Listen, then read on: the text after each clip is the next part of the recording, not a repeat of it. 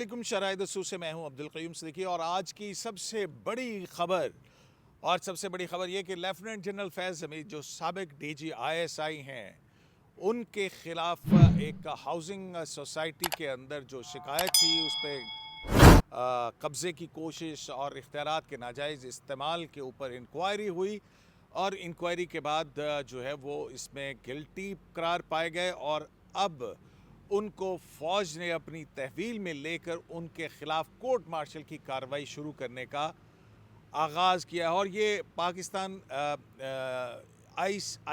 ISPR की जानिब से जारी की गई प्रेस रिलीज़ है। जनरल फैज़ हमीद जो है वो बहुत कंट्रोवर्शियल रहे। प्रोजेक्ट इमरान के हवाले से उनकी बड़ी ज़्यादा जो है वो उन पर तनकीद वगैरह भी हुआ करती है। वो कहते हैं कि ये प्रोजेक्ट इमरान के मामार हैं। दूसरी तरफ इमरान खान जो हैं उन्होंने भी तहरीक चलाने की और इस तरह की बातें जो हैं वो आज की और इस मौके के ऊपर अब ये बड़ी ख़बर कि लेफ्टिनेंट जनरल फैज़ हमीद साबिक डीजी ISI उनको फ़ौज ने एक इंक्वायरी के बाद उनके ख़िलाफ़ कोर्ट मार्शल की कार्रवाई शुरू करने का फ़ैसला किया है और उनको हिरासत में फ़ौज की हिरासत में तहवील में ले लिया गया है। और उसमें एक अहम बात यह है कि जनरल फैज़ हमीद के हवाले से कि वो रिटायरमेंट के बाद भी जो सरगर्मियों के अंदर मुलव्विस रहे उस हवाले से उन्होंने जो कोड ऑफ कंडक्ट है शायद उसकी भी खिलाफ वर्जी की है। अब ये एक बहुत अहम बात है और अहम जुमला है इस प्रेस रिलीज़ का। जनरल फैज़ हमीद के ख़िलाफ़ कार्रवाई कब और कैसे शुरू हुई थी वो प्रेस रिलीज़ के अंदर ये कहा गया कि सुप्रीम कोर्ट ऑफ पाकिस्तान के हुक्म के ऊपर ये कार्रवाई इंक्वायरी जो है वो की गई। अब इस हवाले से सुप्रीम कोर्ट ऑफ पाकिस्तान में क्या कार्रवाई हुई थी और वो बेंच कौन सा था? वो बेंच था जनाब जस्टिस काजी फ़ाइज़ ईसा की सरबराही में, जस्टिस अमीनुद्दीन ख़ान और जस्टिस अतहर मिनल्ला पर मुश्तमिल। तो उस कार्रवाई में क्या हुआ था उस पर बात करेंगे और इसके अलावा आज पाकिस्तान मुस्लिम लीग नून के 3 हलकों में MNAs का इजाफा हो गया है और वो एक इंतखाबात से मुतल्लिक फ़ैसला था जो कि आज सुप्रीम कोर्ट ने सुनाया और उसमें 2-1 की अक्सरियत से ये फ़ैसला आया। तो जनाब जाज़ेब अब्बासी साहब, आपको याद पड़ता है कि ये कंवर मोइज़ जो हैं इनकी जानिब से एक 1843 की दरख्वास्त पेंडिंग पड़ी हुई थी, वो फिर लगी जब जस्टिस काजी फ़ाइज़ चीफ जस्टिस पाकिस्तान बने उसके बाद बनी। तो क्या हुआ था उस बेंच के अंदर, कुछ याद दहानी, उसका ऑर्डर क्या था? शुक्रिया सिद्दीकी साहब। मोइज़ अहमद जो कि टॉप सिटी के मालिक भी हैं, उन्होंने सुप्रीम कोर्ट के HR सेल में एक दरख्वास्त दी थी और इस दरख्वास्त में ये इल्ज़ाम आयद किया गया था कि फैज़ हमीद जो हैं वो उन्होंने अपनी पावर का मिसयूज़ करते हुए न सिर्फ उनकी ज़मीन के ऊपर कब्ज़ा किया बल्कि वो अगवा के भी इल्ज़ाम में मुलव्वस रहे। फिर उसके अलावा उन्होंने अपने ससुर के हवाले से कहा कि उनको भी उठा लिया गया था, वो कैंसर के पेशेंट थे। और ये मामला एक फ़ेज़ में पहले भी किसी और इल्ज़ामात की बुनियाद पे सुप्रीम कोर्ट में साकिब निसार इसको सुन चुके हैं, लेकिन उस वक्त वो चैम्बर में कुछ हुआ था और वो उसकी डिटेल हमें नहीं पता कि वो चैम्बर में टॉप सिटी के मालिक और साकिब निसार के दरमियान क्या तय हुआ, उसका आज तक जो है वो हमें कुछ मालूमात नहीं हो सकी। वो जो खातून थी जो क्लेम करती हैं कि ये टॉप सिटी उनकी है, ठीक है, हाँ, वो उनका जो है वो मैंने टेलीविज़न पे एक इंटरव्यू सुना था कि उनको बुलाकर जनरल फैज़ हमीद ने उनसे मुलाकात भी की थी और कहा था कि आपके लिए हम करेंगे। फिर उसके बाद जो है वो जो इन कैमरा जो चैम्बर के अंदर समात हुई थी उसमें उनको बुलाया भी गया था, लेकिन फिर उनको वो कर दिया गया कि जी आप ठीक है आप जाएं यहाँ से। ये मेरा ख्याल में मीडिया पे मैंने उनका जो है वो लंदन में मुकीम है खातून, उनका इंटरव्यू सुना था। उन्होंने ये इल्ज़ामात आयद किए थे और उस हवाले से फिर कुछ पैसों की लेन देन की भी बात हुई थी और साकिब निसार साहब ने चैम्बर में ये मामला निपटा दिया था। जी, अब इतना तो हमें बिल्कुल कंफर्म है कि साकिब निसार साहब ने चैम्बर में उस इशू को डिस्पोज ऑफ कर दिया था। अच्छा, इस प्रोसीडिंग के ऊपर आते हैं। जब ये इल्ज़ामात कोर्ट के सामने बताए गए कि हमारे इस दरख्वास्त में ये इल्ज़ामात हैं, तो उस पर बड़े तफसील से थे जी कि जी जनरल फैज़ मिलते भी रहे और जी फिर जी कितने करोड़ का जी कैश था, जी नकदी, जी, कुछ जेवरात पैसे भी और ले गए और हाँ, वो घर सारी से। चीज़ें थी। तो उस पे फिर कोर्ट ने एक तो ये कहा कि आपका ये इंडिविजुअल मैटर है, आर्टिकल 184(3) में नहीं आता, तो इसलिए हम इसको नहीं सुन सकते। तो वहाँ आपको पे याद है उन दिनों applicant ने- टेलीविज़न पे ये भी चला था कि यह हाउसिंग सोसाइटी के ऊपर वो कुछ एमक्यूएम के लोगों की शूटिंग की थी और फिर ये इल्ज़ाम भी आए थे कि जनाब वहाँ पे कोई ट्रेनिंग जो है वो दी जा रही थी और ना जाने गॉड नोस। जी, तो इसके ऊपर फिर जो एप्लीकेंट थे मोइज़, उन्होंने ये मौक़िफ़ इख्तियार किया कि मेरा इल्ज़ाम जिसके ऊपर है वो बहुत पावरफुल शख्सियत हैं और वो एक अहम ओहदे से DGISI के ओहदे से वो रिटायर हुए हैं, तो मैं दादरसी के लिए फिर और किस फोरम के ऊपर जाऊँगा। तो जब उन्होंने ये बात की तो फिर additional attorney general Aamir Rahman साहब रोस्टम के ऊपर आए और उन्होंने आके फिर कोर्ट को बताया कि अगर ये दादरसी के लिए अगर किसी फोरम के ऊपर रिजू करते हैं तो मैं एज आ फेडरल गवर्नमेंट के नुमाइंदे के तौर के ऊपर मैं ये बात एश्योर करवाता हूँ कि उसको कानून के मुताबिक देखा जाएगा। तो जब ये यकीन दहानी करवाई गई तो इस बुनियाद के ऊपर चीफ जस्टिस काजी फ़ाइज़ ईसा, जस्टिस अमीनुद्दीन खान और जस्टिस अतर मिनल्ला पर मुश्तमिल 3 रुकनी बेंच ने इस ऑब्जर्वेशन के साथ ये दरख्वास्त निपटा दी थी कि अगर ये एप्लीकेंट किसी मुतलका फोरम के ऊपर रुजू करते हैं अल्टरनेट रेमेडी जी मौजूद जी है उसके तो पास। उसके लिए अल्टरनेट रेमेडी मौजूद है, तो वो वहाँ पे ये मामला देखा जाए। हाँ, तो यूँ और यूँ ये निपटा ऑर्डर दिया जी, कोर्ट ये ने केस निपटा फिर दिया ये गया। निपटा दिया था और फिर उसके बाद जो है उन्होंने वजारत दिफा में दरख्वास्त दी और जिसके ऊपर फिर मुझे याद पड़ता है कि एक ख़बर भी ब्रेक हुई थी। जी, और वो आपने ही खबर ब्रेक की थी। जी हाँ, वो जियो टेलीविज़न पे ख़बर ब्रेक की थी कि उस दरख्वास्त पर प्रोसेस करते हुए वजारत दिफा ने एक इंक्वायरी कमेटी तैयब बलोच साहब बना दी है और उस इंक्वायरी कमेटी ने जो है वो तहकीकात करेगी वो इस कंवर मोइज़ की शिकायत पर टॉप सिटी के मामले के ऊपर और मेजर जनरल की सरबराही में वो इंक्वायरी कमेटी या inquiry commission, one man commission जो है वो तरतीब दिया गया है। तो फ़ौज ने अपना एहतसाब शुरू कर दिया। फ़ौज ने अपना एहतसाब जो है वो शुरू कर दिया।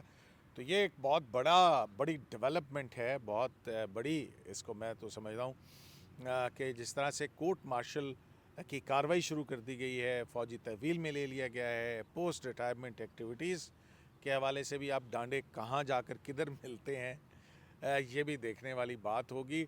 और जनरल फैज़ हमीद तो आपको पता है बहुत ही मशहूर हैं। फैज़ाबाद धरने से शुरू होने वाली कहानी, फिर जो है वो इमरान खान और जनरल फैज़ हमीद की मुलाकातें, DGISI से हटाने के हवाले से जनरल बाजवा और इनके दरमियान वो तो ये और सर ये एक फिर पूरा- जब जनरल आसिम नसीर का चीफ ऑफ आर्मी स्टाफ बनना और फिर उसके बाद इनका जो है वो आसिम मुनीर का हाँ, आज इमरान खान का लॉन्ग मार्च लेके आना, अरशद शरीफ की जो शहादत है या उसके जनाजे फिर को जनरल फैज़ हमीद का बुनियाद इस्तीफ़ा बना दे के जाना। उसका इस्तीफ़ा दे जाना और फिर उससे भी बढ़ के सर असल में मैं सच बताऊं कि ये एक पूरा प्रोजेक्ट था। देखिए आज हम बांग्लादेश का रोना रो रहे हैं कि बांग्लादेश में ये कुछ हो गया, जो कुछ बांग्लादेश में आज हमें होता हुआ नज़र आया ना, ये पाकिस्तान में हो चुका है। और उसके रूए रवां जैसे आपने कहा कि शुरू में कि प्रोजेक्ट इमरान के मेमार थे, ठीक है ये, और इन्होंने एक पूरी अरेंजमेंट बना ली थी, एक अरेंजमेंट थी और वो अरेंजमेंट क्या था कि उस वक्त के आर्मी चीफ जनरल बाजवा साहब को इन्होंने एक्सटेंशन दी और ये पूरी अरेंजमेंट थी, अंडरस्टैंडेबल है कि वो रिटायर हो जाएंगे, उसके बाद जनरल फैज़ जो हैं वो आर्मी चीफ बनेंगे और फिर वो इमरान खान के लिए इलेक्शन को मैनिपुलेट करेंगे और यूँ हम फ्रेंडली मैच जो है वो 10 साल 15 साल तक खेलते रहेंगे, ठीक है। ये एक पूरी तरतीब बना ली गई थी जिसके ऊपर सिर्फ हम डेमोक्रेटिक लोगों ने नहीं बल्कि ये बातें जो है वो खुद तरीके इंसाफ के लोग कहते थे कि 10 साल तक तो इमरान खान अब पक्का हो गया, ठीक है।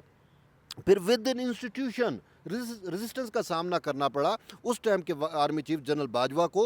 और मुझे ये याद पड़ता है कि एक कोर कमांडर कॉन्फ्रेंस हुई थी जिसके में उनके साथ ये सारा चीज़ें डिस्कस की गई थी कि ये क्या हो रहा है, ये तो पूरा हमारा इदारा तबाह हो जाएगा अगर ये अरेंजमेंट जो हम सुन रहे हैं अगर ये सच हो गई। तो उस पे फिर जनरल बाजवा ने कहा था कि मुझे तो नहीं पता, ये तो सारा फैज़ साहब की वजह से हो रहा है और उन्होंने ही मुझे फोर्स किया था कि एक्सटेंशन लूँ और खान साहब ने मुझे दे भी दी थी, याद है वो। तो फिर अदालत ने बाद में उनको पार्लियामान के थ्रू दिलवाई थी। जनरल बाजवा की एक्सटेंशन का मामला जब यहाँ पे आया था, आसिफ खोसा साहब थे, मज़हर अल मियां खेल साहब थे जज और जस्टिस मंसूर अली शाह साहब तो justice Mansoor Ali Shah chief justice बनेंगे, उन्होंने ही जनरल बाजवा की जो एक्सटेंशन और 6 माह देने का फ़ैसला वो जनरल कह रहा हूँ जनाब पार्लियामान को भेजा फिर। जस्टिस मंसूर अली शाह ने मंसूर अली लिखा शाह। था। हाँ सही साहब, सही तो सही है। वो उनको तो एक एज जाता है, वो घड़ी को रिवर्स करना भी जानते हैं, घड़ी को आगे करना भी जानते हैं, ये उनको एक बादशाह हैं सर। तो फिर जो मेरी ज़राए के मुताबिक कि बाजवा साहब ने कहा कि नहीं, अगर ऐसा है तो हम इन सब को अंडू करते हैं, ठीक है। वो फिर आर्मी ने विद इन अपने इंस्टीट्यूशन ये सारा फ्रेमवर्क किया, और फिर उसके बाद हम देखते हैं कि जिस तरीके से पॉलिटिकली भी फिर उसके असरात क्या हुए कि तरीके अदब एतबाद आती है, ये सारा कुछ होता है। फिर एट दी एंड जब नए आर्मी चीफ की तैनाती का मामला था, तो हम देखते हैं कि आज तक पाकिस्तान में कभी भी आर्मी चीफ तैनात भी होते हैं, रिटायर भी हो जाते हैं, इतना बड़ा पॉलिटिकल खेल नहीं खेला गया था जितना तरीके इंसाफ के बानी चेयरमैन इमरान खान ने खेला था। और वो इस्लामाबाद जला दिया गया था यहाँ के। इस्लामाबाद जलाया था और वहाँ और से वो धरना लेके आया था। और उस बेंच में भी आपको पता है कि 2 जज साहिबान ने इजाज़त दी थी कि ये यहाँ पर जो है वो H9 ग्राउंड जो है वहाँ पर कर सकते हैं। और वो बेंच पता कौन सा था?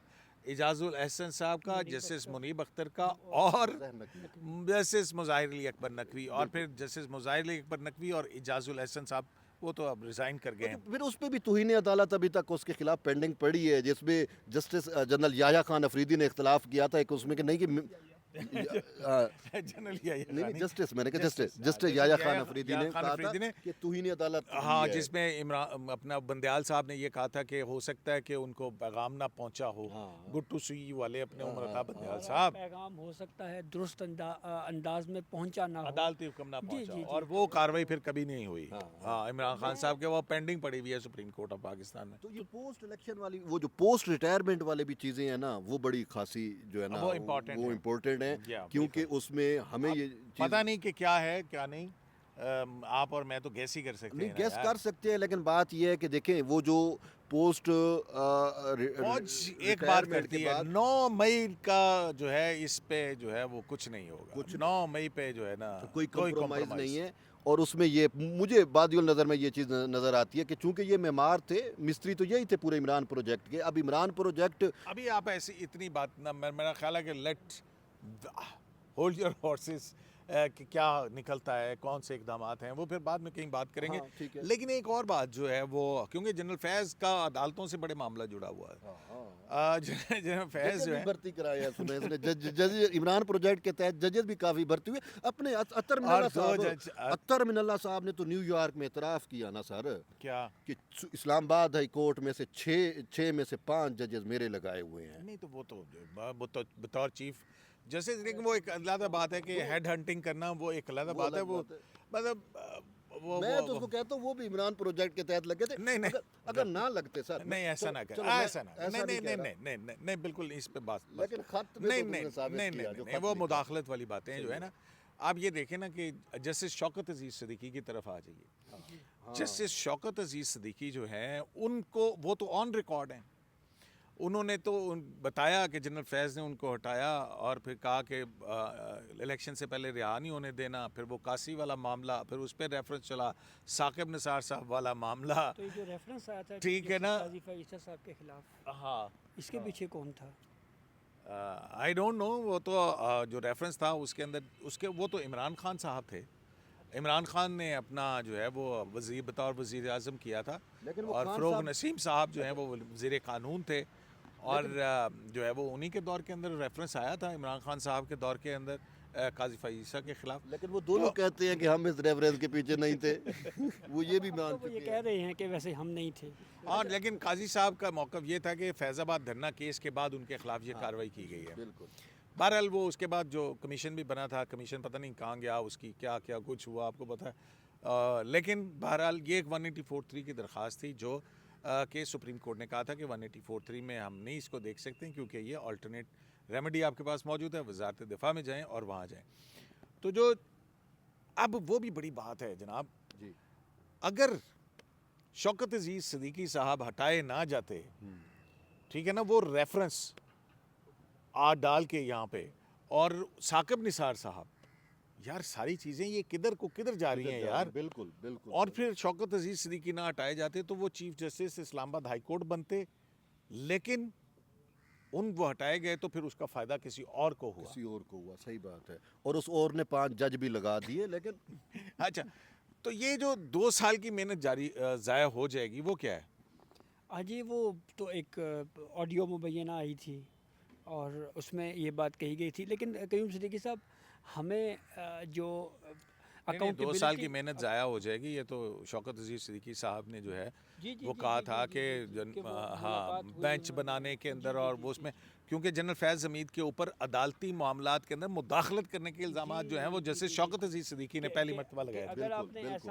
अगर आपने ऐसा किया और ये नवाज शरीफ और मरीम नवाज़ अगर आम इंतखाबात से पहले बाहर आ गई तो हमारी 2 साल की मेहनत ज़ाया हो जाएगी। तो ये उन्होंने पिंडी बार में और फिर तकरीर की थी और जी हाँ, उसपे फिर इसी पिंडी बार की तकरीर के ऊपर जो है उस वक्त की सुप्रीम जुडिशल काउंसिल ने आज खुद नोटिस लिया था रजिस्ट्रार के नोट के ऊपर, और उस सुप्रीम जुडिशल काउंसिल को हेड कर रहे थे जनाब साकिब निसार साहब, आसिफ सईद खोसा साहब भी थे उसके अंदर, और तीसरे कौन से थे जज साहब, आसिफ गजर से गुलजार अहमद। गुलजार साहब। सर ये ठीक है। मुदाखलत इतनी बढ़ और गई फिर थी। जस्टिस गुलजार अहमद जो हैं वो जब इमरान खान ने गैर आइनी तौर पर असम्बली को तोड़ा अदम एतमाद में, तो उन्होंने उन साबिक चीफ जस्टिस जो हैं उनको बतौर नामजद निगरान वज़ीर आज़म भी जो है नॉमिनेट किया था।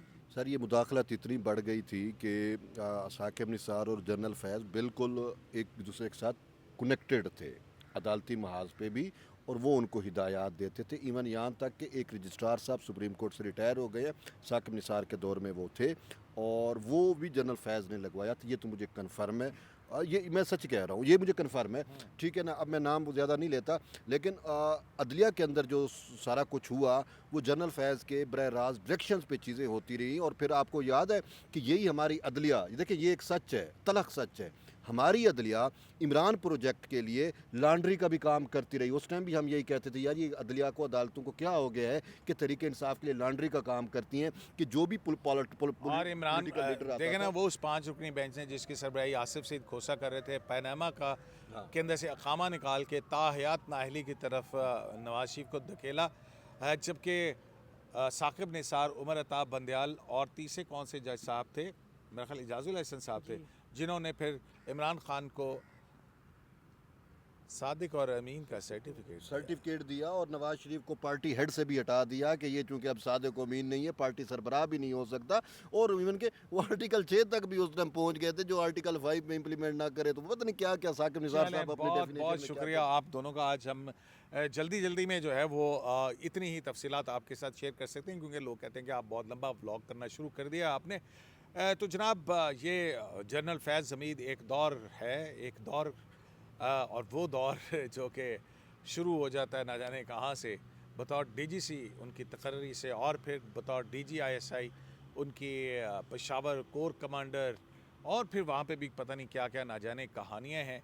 और फिर उसके बाद जब general Asim Munir chief of army staff बनते हैं तो ये इस्तीफ़ा दे देते हैं, लेकिन इस्तीफ़े के बाद टॉप सिटी का मामला उनके गले में पड़ता है, और आज ये ख़बर दी है ISPR की जानिब से दी गई है कि जो इंक्वायरी कमेटी बनाई गई थी जनरल फैज़ की इस हवाले से तहकीकात के हवाले करने के हवाले से, उस कमेटी ने उनको गिल्टी करार दिया है और कोर्ट मार्शल के लिए उनको अब फ़ौज ने तहवील में ले लिया है। और अब जो है ये बात भी सामने आ रही है कि उन्होंने रिटायरमेंट के बाद भी जो फ़ौजियों का कंडक्ट है उसके बरखिलाफ़ काम किए हैं। वो क्या बातें हैं सामने आएंगी बात, देखते हैं वो कब सामने आती हैं और ये मामला कहाँ तक जाता है। दूसरी तरफ पाकिस्तान तहरीक इंसाफ के बानी चेयरमैन की धमकी, शराय दस्तूर से अब्दुल करीम सिद्दीकी को AQS लाइव से इजाज़त दीजिए। अल्लाह निगहबान।